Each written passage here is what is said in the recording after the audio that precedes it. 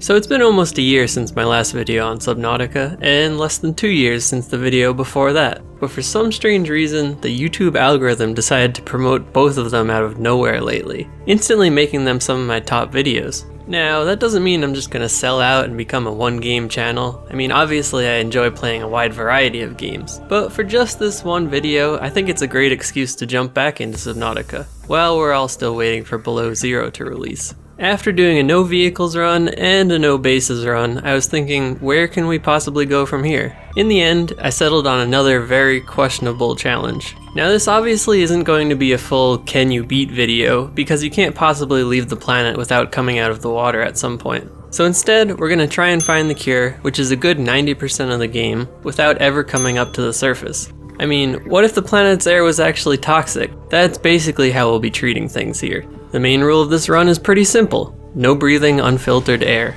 The largest problem here, beyond being severely limited on air, is that you can't use the mobile vehicle bay because it floats on the surface of the water. So this run is also effectively a no vehicles run, with an even greater challenge on top. Anyways, explanations aside, let's just jump into it. Right off the bat, we're very lucky that the game starts you in the life pod with a fabricator and an infinite source of filtered air. Even better for this run, there are 2 exits, with one going straight into the water. Now, most people exit through the ladder first and get that little cinematic, but the devs decided to let you skip that and just use the water exit if you prefer. The start went like most Subnautica runs. Collect materials and food, build tools and equipment, and scan everything craftable for blueprints. Unlike most Subnautica runs, the start was especially slow here as you have extremely limited air with no tank. The game expects you to just swim up and catch a breath, but that's not really an option here. That raw, unfiltered surface air is out of bounds for us. So I spent most of the time in the shallows, grabbing a few materials and scrambling to either the life pod or a nearby brain coral, whichever was closer. I slowly built up my inventory with all the necessary tools and equipment, making things a little easier on each trip. The storage in the life pod wasn't great, but with lots of crafting going on, I managed to keep it just under 100% capacity. I could have built some water lockers, but I decided to save the time and materials for when I actually had a working base. After a good amount of collecting and crafting, I had the habitat builder and was ready to make my first base. Since I hadn't found the blueprints for beacons yet, I figured it would be best to build near the first life pod wreck that was marked on my screen. That way, I could easily check the mark at any point to find my way back to it. Annoyingly though, the game turns off the mark when you get near a life pod wreck, so I had to turn it back on manually anytime I wanted to orient myself. This base was pretty simple, just some storage and a fabricator, the basics for a good pit stop on the way to or from any destination. My next order of business was to do the same thing again, but this time near the entrance to Jellyshroom Cave. This gave me a good starting network of bases in opposite directions near some various points I would be visiting soon. I could easily go out to collect materials, explore wrecks, or scan for blueprints without having to worry about rushing the entire way back to the life pod. I also had all the storage I needed at this point, so there wasn't much reason to even go back to the life pod. With these bases set up, I decided to make some progress on the main storyline and set up a third base right near the portal off Mountain Island. Aside from being near the portal for some late game objectives, this base was also right next to the underwater cave system below Mountain Island. If you weren't aware, you do need a couple tablets to beat the game, starting with the purple one. Most people either pick this up on the surface of Mountain Island or in one of the bases on the floating island. Both of these locations require surfacing, which obviously isn't a choice here. Luckily, there is a lesser known tablet in the underwater cave system below Mountain Island. With that important piece out of the way, I made my way back to my base near Jellyshroom Cave. I usually ignore the air tubes because they take so long to set up and don't reach very far, but I gave them another shot for old time's sake. And just as I remembered, even at max distance, they still don't reach that far, and they cost a lot of materials to cover a little distance. I still don't recommend them, but I know some people out there think they're great, so to each their own. From there I swam down into Jellyshroom Cave and made a pit stop base for air about halfway to my destination. Funnily enough, solar panels work just fine in all the caves in Subnautica. They're only limited by depth, not direct light, so that little bit of energy was just fine for powering my new air pocket. With a full tank of air, I swam over to the Degassi base and scanned everything in sight. This wasn't a requirement for completing the run, but I did get a handful of useful blueprints for later on. Things like the multi-purpose room are totally optional, but still nice to have. I didn't have enough air to scan everything in one go, so I swam back to my pit stop base to refill. On my second excursion, I was able to finish scanning everything I came for, but got basically insta-killed by the jellyfish on the way out. The collision there has always been a little wonky. Thankfully I wasn't playing on hardcore, plus I had that base nearby, so dying wasn't a big deal at all. With that out of the way, I made a quick detour over to the Blood Kelp Trench to stock up on materials for some late game crafting. Next up, I took some time to explore the various wrecks, mostly near the sparse reef and floating island, to collect a few more blueprints and materials. Again, totally optional stuff, but still useful in some way. Since I had thoroughly planned out this run, I knew that I needed a handful of ion cubes to craft all the required tablets. I was already nearby the sparse reef, so I headed over for the arch and down into the cave system. I used my only purple tablet to open the precursor cache and load up on ion cubes for later.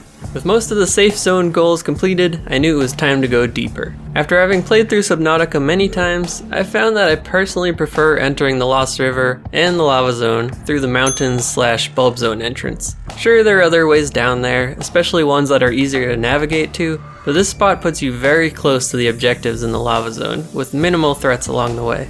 To accomplish this, I set out from the life pod and made 2 pit stop bases along the way. One above the arch splitting up the mushroom forest, and one in the bulb zone above the chasm leading down into the Lost River. I built one more pit stop in the Lost River, and then prepared for the real late game of Subnautica. This was by far the most dangerous part of the run. To go down from the Lost River into the Lava Zone, I needed to swim past a ghost leviathan, take continuous lava damage, and build a base, all with very limited inventory space.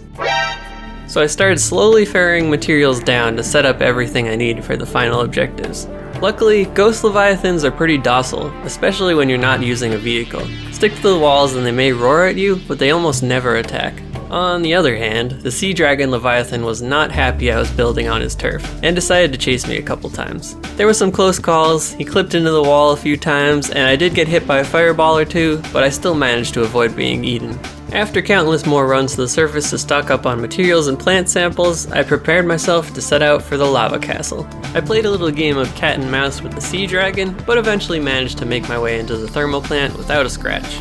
Inside, I used another purple tablet I had crafted from ion cubes to open the door and get access to the blue tablet. I scanned this for the blueprint and grabbed it for use in the final facility. On my way out, I grabbed some kyanite off the walls to craft the second blue tablet I'd need later.